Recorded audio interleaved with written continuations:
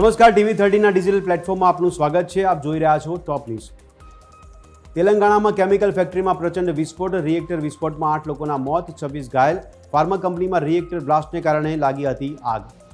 Tibet અંગે ચીનની ચિંતા ફરી એકવાર વધી છે. દલાઈ લામાના 90મા જન્મદિવસે ઉત્તરાધિકારીની જાહેરાત થઈ શકે છે.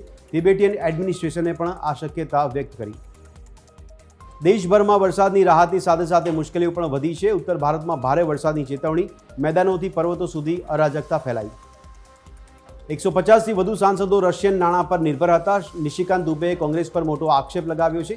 કહ્યું, દેશ વચેટિયાઓની કઠપૂતળી બની ગયો છે.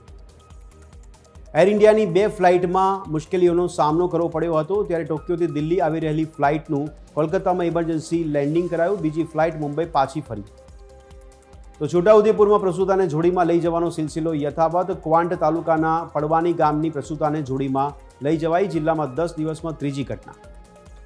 સાબરકાંઠાના ખેડબ્રહ્માના રતનપુર ગામમાં મકાનની દિવાલ ધરાશયી થતાં 2 બાળકોના મોત. સતત વરસાદને કારણે કાચા મકાનની દિવાલ થઈ ધરાશાયી. રાજ્યના 116 તાલુકામાં વરસાદ. છેલ્લા 2 કલાકમાં પોરબંદરના રાણાવામાં 3.5 ઇંચ જેટલો વરસાદ. દ્વારકામાં 2.25 ઇંચ જેટલો વરસાદ. ખંભાળિયામાં 1.5 ઇંચથી વધુ વરસાદ.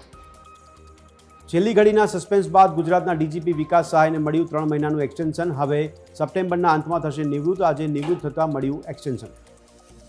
વડોદરાના મેયરની ઓફિસને આપના કાર્યકરોએ લીધી બાનમાં. મેયરની નેમ પ્લેટ પર શાહી ફેંકી પ્લેટ તોડી. પોલીસે આપના 10 કાર્યકરોની કરી અટકાયત.